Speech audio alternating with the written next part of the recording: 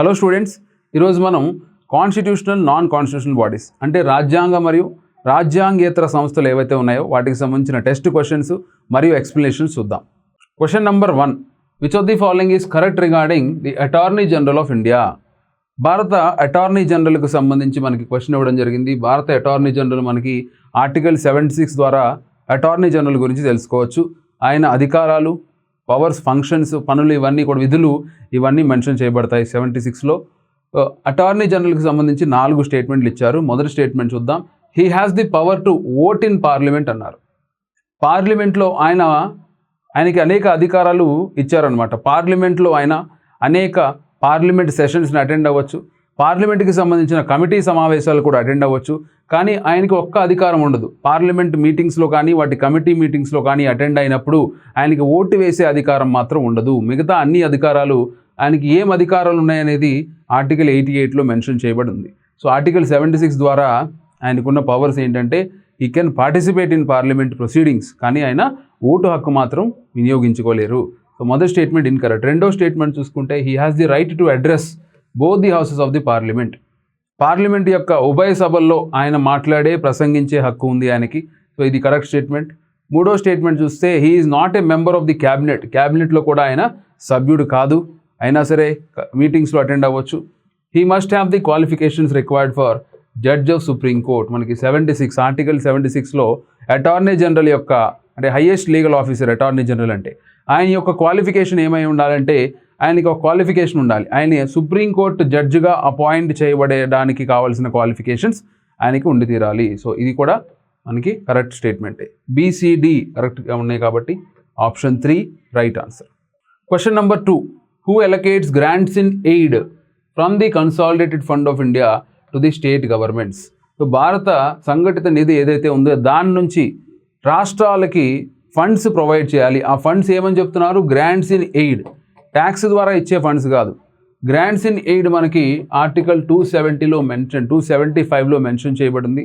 ఈ grants in ఎయిడ్ని ఎవరు ఇవ్వాలి అనేది, ఎవరి సిఫారసు ద్వారా ఇవ్వాలనేది ఆర్టికల్ 280 క్లాస్ 3లో మెన్షన్ చేయబడింది. ఆర్టికల్ 280 అనగానే మనకు గుర్తొచ్చేది finance commission. Article 280 finance commission. Article 280లోని క్లాస్ 3 ద్వారా మనకేం తెలుస్తుందంటే ఈ గ్రాంట్స్ ఇన్ ఎయిడ్ అంటే స్టేట్ గవర్నమెంట్స్కి గ్రాంట్, ఈ మనీ అంటే లోన్ కాదు. గ్రాంట్ అంటే వారి డెవలప్మెంట్ పర్పస్ని బట్టి, వారి యొక్క అభివృద్ధి తీరును బట్టి వారికి ఇచ్చే గ్రాంట్. వెనుకబడి ఉన్నప్పుడు ఎక్కువ గ్రాంట్ ఇవ్వడం జరుగుతుంది. సో అలా గ్రాంట్స్ ఇన్ ఎయిడ్ అనే మెకానిజం మనకి ఆర్టికల్ 275లో మెన్షన్ చేయబడింది. మరియు అది ఎవరు సిఫారసు చేయాలి, ఎవరి ద్వారా మనం అది రాష్ట్రాలకు ఇవ్వాలనేది 280 క్లాస్ 3లో మెన్షన్ చేశారు. ఫినాన్స్ కమిషన్ ఒక ఫార్ములా ద్వారా అది డిసైడ్ చేస్తుంది. So option 3 finance commission right answer. Question number 3, which of the following statements are correct అని అడిగారు. 4 ఆప్షన్స్లో ఏది కరెక్టో ఫైండ్ అవుట్ చేయమంటున్నారు. మొదటి ఆప్షన్ చూస్తే finance commission and planning commission or not constitutional bodies. ఆర్థిక సంఘం మరియు ప్రణాళిక సంఘం 2 రాజ్యాంగబద్ధమైన సంస్థలు కాదు అంటున్నారు. ప్లానింగ్ కమిషన్ రాజ్యాంగబద్ధ సంస్థ కాదు, కానీ ఫైనాన్స్ కమిషన్ మాత్రం రాజ్యాంగబద్ధ సంస్థే ఆర్టికల్ 280 ద్వారా. కాబట్టి ఇది ఇన్కరెక్ట్ స్టేట్మెంట్. రెండో ఆప్షన్ చూస్తే scope of finance commission is less whereas scope of planning commission was more. ఏదైతే ఆర్థిక సంఘం ఉందో దాని పరిధి చాలా తక్కువ, విస్తృతమైనది కాదు. మరియు ప్లానింగ్ కమిషన్ ఏదైతే పరిధి ఉందో అది విస్తృతమైనది అని చెప్తున్నారు. సో ఇది మనకి ఆప్షన్ కరెక్ట్గానే ఉంది, ఈ స్టేట్మెంట్ కరెక్ట్గానే ఉంది. ఎందుకంటే ఫైనాన్స్ కమిషన్ విధులు అనేవి 280 ద్వారా అంత విస్తృతంగా కనిపించవు మనకి. కానీ ప్లానింగ్ కమిషన్ చేసే విధులు, ప్లానింగ్ కమిషన్ రాజ్యాంగేతర సంస్థ అయినా సరే దాని విధులు ఫైనాన్స్ కమిషన్ కంటే చాలా ఎక్కువగా ఉంటాయి అన్నమాట. సో ఇది ఎగ్జాక్ట్గా కరెక్ట్ స్టేట్మెంటే ఉంది. మూడో ఆప్షన్ చూస్తే no one can be member of planning commission and finance commission at the same time. ప్రణాళిక సంఘంలో మరియు ఫైనాన్స్ కమిషన్లో ఇద్దరు సభ్యులు ఏవైతే ఉంటారో ఒకే సభ్యుడు 2 కమిషన్స్లో సభ్యుడిగా ఉండరాదు అని చెప్పేసి అంటున్నారన్నమాట. ఉండరాదు అనేది మనకి రాజ్యాంగబద్ధంగా ఎక్కడా మెన్షన్ చేయబడలేదు. రాజ్యాంగంలో కానీ ఇంకెక్కడైనా సరే అది మెన్షన్ చేయబడలేదు. ఇది ఇన్కరెక్ట్ ఆప్షన్. 4వ ఆప్షన్ చూసుకుంటే there is no overlapping in the work of finance commission and planning commission. ఆర్థిక సంఘం, ప్రణాళిక సంఘం పనుల్లో, బాధ్యతల్లో ఎటువంటి ఓవర్లాపింగ్ ఉండదు అని అంటున్నారు. ఓవర్లాపింగ్ ఉండేది, ఎందుకంటే ప్లానింగ్ కమిషన్ ఇప్పుడు మనం అబాలిష్ చేసాం, కానీ ఈ ఫంక్షనింగ్ వల్ల, ఇద్దరు ఏరియాస్ ఒకటవ్వడం వల్ల ఈ కమిషన్స్ రెండింటికి మధ్యలో సారూప్యత ఉండేది. కాబట్టి ఇది కూడా ఇన్కరెక్ట్ ఆప్షన్. ఆప్షన్ 2 ఆర్టికల్ 280 ద్వారా ఫినాన్స్ కమిషన్ యొక్క పరిధి తక్కువ, ప్లానింగ్ కమిషన్ యొక్క పరిధి విస్తృతమైన అధికారాలు, విధులు ఎక్కువ ఉండేవి. Option 2 right answer. Question number 4. The attorney general remains in office as long as he enjoys the confidence of whom.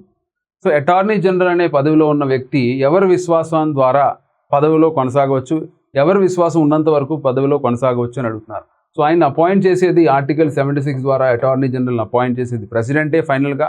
ఆయనకి సుప్రీంకోర్టు జడ్జి తరహా ఆయనకి సుప్రీంకోర్టు జడ్జికి ఉండాల్సిన క్వాలిఫికేషన్స్ ఉండాలి. ఫైనల్గా ప్రెసిడెంటే ఆయన అపాయింట్ చేస్తారు, రిమూవ్ కూడా చేయగలుగుతారు. సో ఆప్షన్ 1 ఆయన pleasure of the president enjoy చేసినంత వరకు ఆయన పదవిలో కొనసాగుతారు. Option 1 right answer. Question number 5. Which of the following is not a function of UPSC.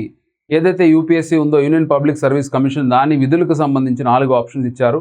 ఏది కరెక్ట్ కాదో, ఏది ఆ విధి కాదో ఫైండ్ అవుట్ చేయమన్నారు. మొదటి ఆప్షన్ చూసుకుంటే advises the government on public services, recruitment methods and promotions. ప్రభుత్వ సేవలు, నియామక పద్ధతులు మరియు పదోన్నత విషయంలో ప్రభుత్వానికి సలహాలు ఇవ్వడం అనేది ఒక ప్రధాన విధిగా ఉంది. ఇది కరెక్టే. రెండవ చూసుకుంటే advice on matters relating to civil servants, their service conditions and rights. Civil సర్వెంట్ల యొక్క సేవకు సంబంధించిన షరతులు మరియు వారి యొక్క హక్కులకు సంబంధించి కూడా అడ్వైజ్ అనేది ఇవ్వడం జరుగుతుంది. ఇది కూడా కరెక్ట్ ఆప్షనే.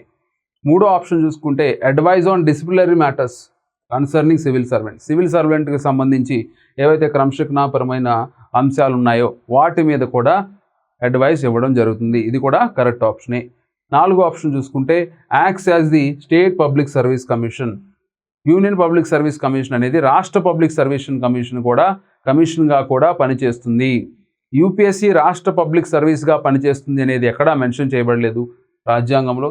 ఆర్టికల్ 315 ద్వారా యూపీఎస్సీ ఎస్టాబ్లిష్ అవుతుంది మరియు ఆర్టికల్ 350లోని సబ్ క్లాజెస్ ద్వారా 320లో దాని ఫంక్షన్స్ మెన్షన్ చేశారు మరియు 350లో సబ్ క్లాజెస్ ఉన్నాయి. దాని ద్వారా ఎప్పుడైనా సరే 2 మరియు అంతకంటే ఎక్కువ రాష్ట్రాలు joint public service commission appoint చేయమని రాష్ట్రపతిని విన్నవించుకుంటే జాయింట్ పబ్లిక్ సర్వీస్ కమిషన్ని ఈ ఆర్టికల్ ద్వారా అపాయింట్ చేసి ఆ విధిని యూపీఎస్సీకి ఇచ్చే అధికారం రాష్ట్రపతికి ఉంది. అంతేకాని డైరెక్ట్గా యూపీఎస్సీ స్టేట్ పబ్లిక్ సర్వీస్ కమిషన్గా పనిచేసే అధికారం లేదు.